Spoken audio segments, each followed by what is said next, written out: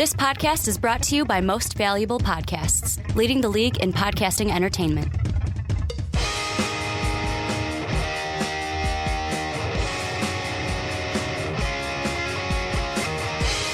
What's up, everybody? Ricky Widmer here, and welcome in to the Onside Kick here on Most Valuable Podcast. I'm joined, as I always am, by the Mark Weber. Dub them E's. You always got to dub them E's. And Mark, today we've got a jam-packed show. We're going to be talking a lot about the NFC North, a division in a past video where you've been getting a lot of flack on your opinions on the North. Yeah, where's the NFC North now, guys? Come on. I know you all thought I was overreacting, and one, Jon Snow's coming. also you guys don't. I like to just rib on Ricky a lot too. So let's calm down a little bit. But NFC North still sucks. You pissed off Viking fans. Vikings, your team sucks. We're not doing too hot. Your team sucks. Yeah, we're not doing too hot, but we got rid of Blair Walsh. Things are going to look up. Go Bears. The sun's still going to rise in the morning, but what we're going to talk about on today's show is first we're going to dive in to the Alshon Jeffery suspension. Maybe try to get some tears out of Mark, but it probably won't work. Then we're going to look at the Detroit Lions and kind of finally give you guys some respect because usually we don't talk about you guys. We'll talk about you guys for a couple minutes. About like one. But we're going to talk about can you guys win the North and the Lions' chances of winning the division. And then we're going to dive into the hottest team in the NFL right now, the best team in the NFL. Sorry, Sean, the Dallas Cowboys. And we're going to ask the question, will they win the Super Bowl this year? Yeah, it's going to be a lot of good stuff to talk about. Two good teams to talk about, and then one real shitty team. Well, and we'll start with that shitty team. That is the Chicago Bears. Go Bears. And the big news coming out from yesterday is that Alshon Jeffery suspended 4 games for taking little PEDs and got popped with it. To be fair, Alshon Jeffery tells us that he was taking the good stuff, the stuff that he's allowed to take, and some magical person somewhere out there slipped some of the bad stuff in there. So totally not his fault. Well, he shouldn't be blamed. And that was my biggest thing at the beginning when Alshon Jeffery was like, well, you know what? I was told I can take them. Well, who told you can take them? A team doctor? NFL official? Was it some player? You see, his name is Steve. Yeah, this is the good stuff. This will get you back on the field when really it's against the rules to take those. Steve works in the gym. Not for the gym. He just works at the gym. He works at the gym, not for it. But Mark, you being the Bears fan, I'll throw it at you this way. What's your biggest takeaway and what's the biggest ramification from this PED suspension for a guy and a team that have been struggling all season? Well, here's my takeaway. One, this is obviously Jay Cutler's favorite target. And if Jay Cutler was not playing, this would probably be anyone else's favorite target as well. For some reason, with the exception of Brian Hoyer, who liked Cameron Meredith instead. And Zach Miller. Yeah. So, this is going to be that number one target. So even if like Matt Barkley had to come in there and play, or, some scrub they pick up off the street, they're going to want to throw to Alshon Jeffery. So that target is gone. And that's going to take the production down a lot. I hate to say it, and a lot of Bears fans might, they probably don't care at this point, but they might get mad, is that this is the perfect time for this. Yeah, the Bears are going to probably lose to the Giants no matter what, but the Giants like to mess games up, so that's a possible win. The Titans just killed the Packers. But you know what? The Bears beat the Packers last year too, so apparently anybody who is good or bad can beat the Packers. So maybe that's a chance they can win that game. The 49ers are another one of those bad teams. That's the key game in this one. The 49ers. Because in our power rankings, the 49ers are one of the few teams that are worse than the Chicago Bears. So the Bears need to manage to lose that game. So that way they can get the second overall pick in the draft. Because you're not going to get the first overall pick. You don't play the Browns. So you can't let them beat you and then get under them. That's not going to happen. You got to lose that 49ers game. And I know people are probably mad at me because I'm saying you should tank, but the Bears, they're not good. They're going to lose. You're 2-7 right now. Afterwards, when Alshon comes back, you also have that Lions game that he's going to miss, so that's a guaranteed loss. When they, I know that they beat the Lions before, but they're not beating the Lions again. Not in Detroit. But you come back and you got to play the Packers. You got to play the Vikings again, this time in Minnesota, and you're going to play the Washington Redskins, who are surprisingly, doing okay this year. They're doing pretty well. those are all pretty much losses. The only 2 games that you can maybe win is Tennessee and San Francisco. Bears are going to lose every game to the rest of the season. Well, and the big thing with me was, even with Alshon Jeffery, there isn't a lock that you win many games the rest of this season. If, like you said, if any, even if he's out there, if he's not. To me, the big thing I thought of when I first saw Alshon Jeffery out for 4 games, breaking news, when I saw it right on the front page of ESPN, was what does this mean for next year? Because Alshon Jeffery, playing on a franchise tender, was not able to get that long-term deal, and why he had to sign the franchise tag to play this year. What does that mean for, and I know that I've been talking to some Bear fans that are in my inner circle, and they've been saying, well, oh, you know what, it doesn't matter, like, it doesn't really affect the Bears' decision to either not re-sign or re-sign Alshon Jeffery, but really, that's not my issue. My issue is other teams. Are other teams going to say, nah, you might be asking for this much? You're not worth it. Well, like, you're having a struggling season, and now you get popped with this. You tell us why you deserve to play for us. For sure, exactly. If anything, this is going to lower that price tag down, which actually for the Chicago Bears, because, Chicago Bears are not going to probably re-sign Alshon Jeffery. Not because they don't want to re-sign Alshon Jeffery. They would love to have him play for the Bears still, especially for that young quarterback they're going to draft next year. The problem for them is they can't afford Alshon Jeffery. You know, this reminds me of a little time when Coach Marty Daniels, I don't know if you guys remember good old Coach Marty Daniels, when he went out there and made one of his star players who was going to go to the NFL draft and probably get drafted number 1 overall, gave him a little bit of cocaine and some hookers and got him in trouble with the law, so he had to come back to college and still play. Very much this reminds me of that. I wouldn't be surprised if Coach John Fox out there was the one actually saying, you know, Alshon, you should take these pills here, inject these into you, and I think it'll be okay. Obviously, that's a Blue Mountain State reference for those of you who don't get it. Go watch the show. But, no, I mean, this really, in a way, could potentially help the Chicago Bears.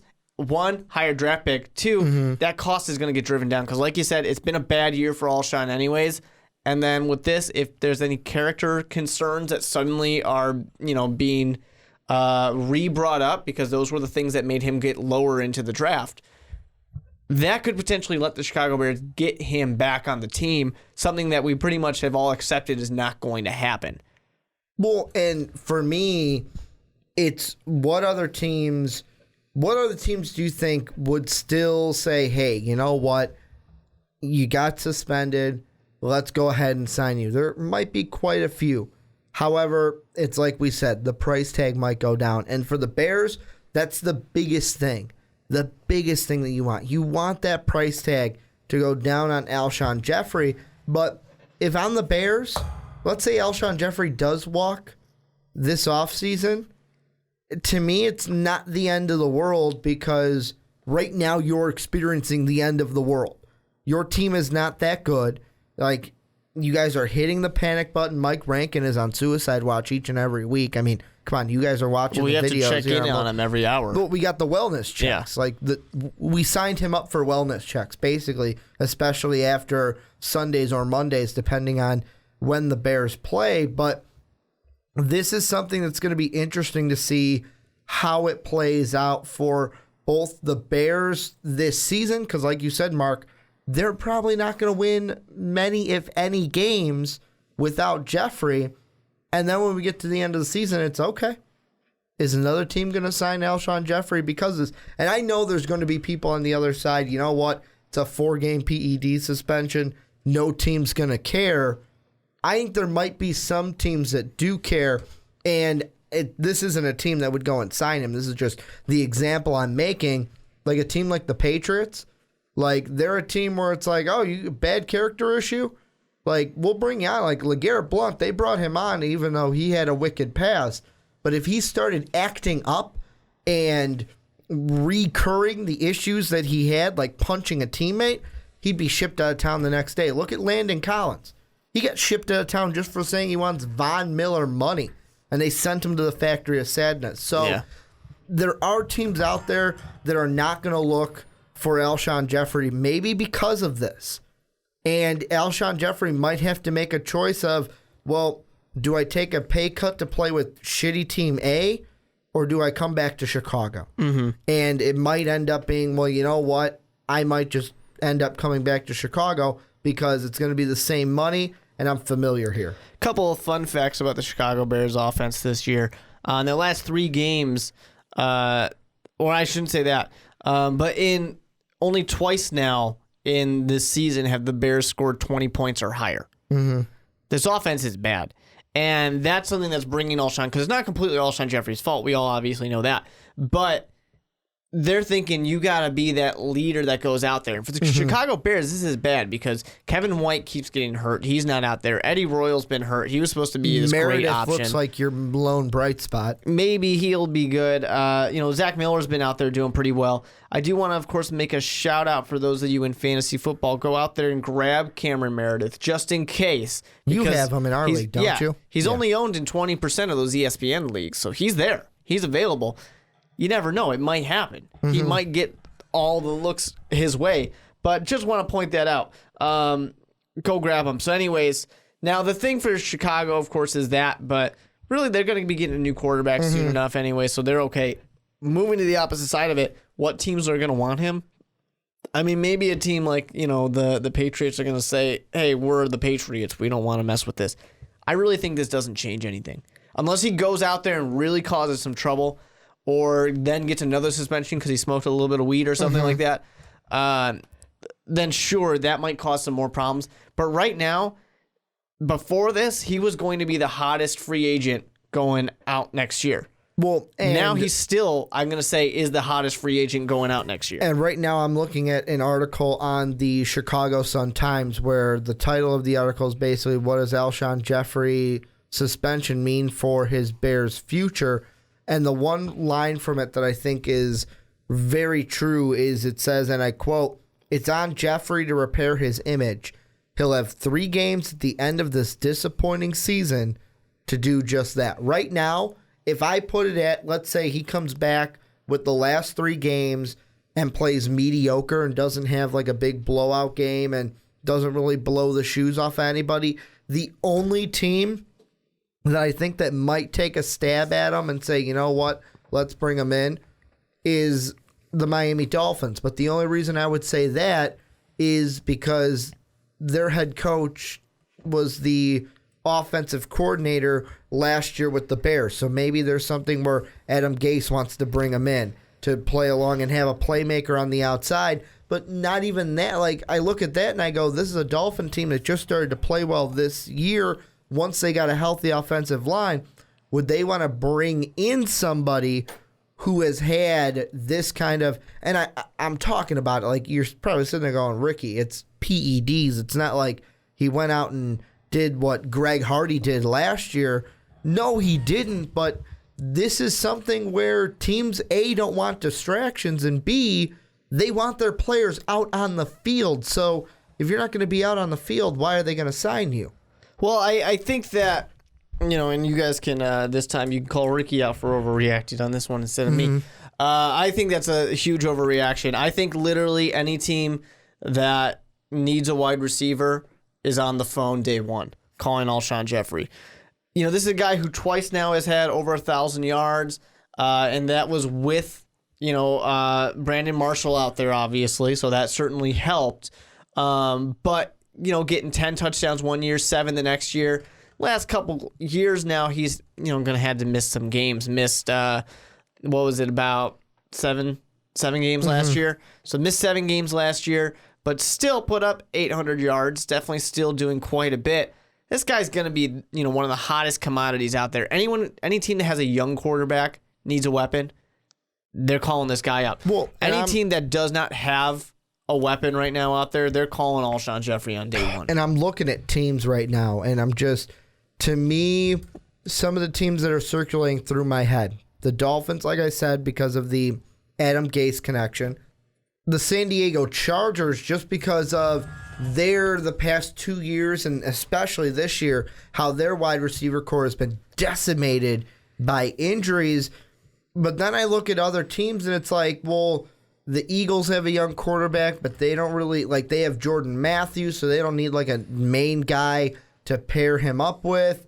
I mean, other young quarterbacks, the Rams, they could go out and get an Alshon. They need wide receiver help, but why would Alshon want to go play? Well, it sounds kind of stupid. Of course you'd want to go play in L.A., but why would you want to go play for the Rams is the question I should ask. But really, I think Alshon would want to win, so I'm trying to find teams that are more of an on and But you got to uptick. wait to see. You can't say that until we see Jared Goff play. The Titans. They could be a team as well. They look at their wide receiver core. So the three that I would throw out there, all in the AFC, Titans, Chargers, and Dolphins. I honestly think there are very few teams that are not going to give the phone call. Well, people are going to call, but which teams, narrow it down, which teams do you think are going to be in the serious talks to get Alshon at the... I know this is kind of flipped a little bit, but which teams do you think are seriously going to be in contention to get him at the end of the season? Well, I for sure after think this? a team like the San Diego Chargers are one of those teams where they want to make that last splash. You're looking at anybody who is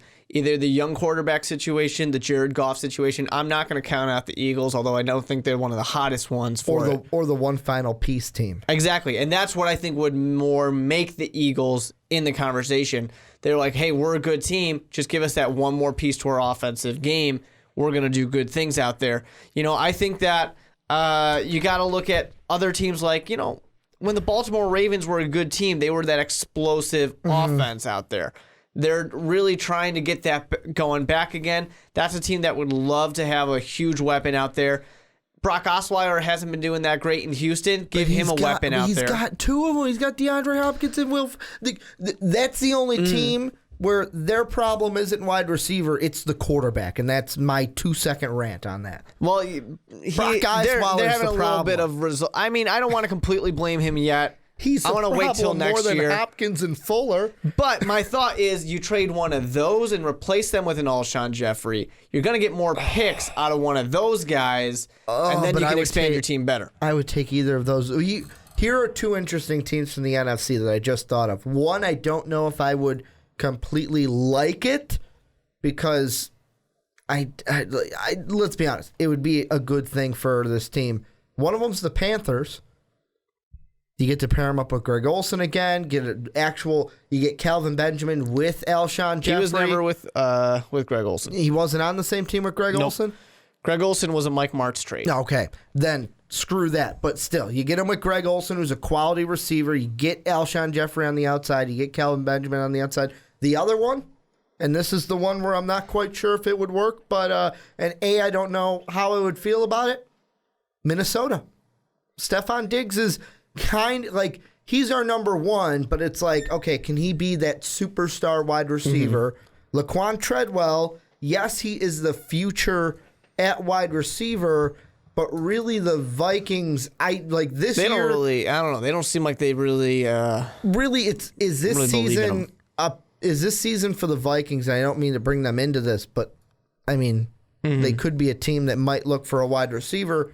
Is it that we don't have AP? Is it the offensive line injuries, or is it, hey, Sam Bradford, let's say he stays healthy. It's like, hey, Sam Bradford stayed healthy. Sam Bradford looked fucking good at the beginning of the year. Let's get him a big target to just say, hey, throw the ball and go jump and get it. You know who I think would love a throw the ball, go jump up and get it? Same division? Aaron Rodgers. A guy who we keep saying is on the downcline because he keeps struggling. Well, he keeps struggling, but we do got to give him the respect that he's still probably one of the best quarterbacks in the NFL, if not the best. Or even throw the Lions out there. They used to have they used to have the best one in Megatron. So this is, as we're running through pretty much every team in the NFL here, everybody, if you're not one of those teams that you're absolutely 100% set, there's no possible way Patriots you could do are it. a no. Cardinals are a no. I would say Seahawks are a no. Broncos are a no. There's going to be pretty much Chiefs, I would say, everybody is a no. going for it. Everybody's going to want it. There would be a lot that go for it. But He's really, still the hottest commodity coming into the free agent market. It will be very interesting to see, and I can't wait to talk about this when we get to the offseason of where exactly he could go. But we are going to move our direction from the Bears to another team in the North. Before we do, you guys let us know down below what you guys think about the Alshon Jeffery suspension. What do you think about the Bears' future because of this? Alshon's future because of this? And what are your early picks for where he could end up at the end of this season? Does he stay or does he go now, to quote one of my favorite songs that I love listening to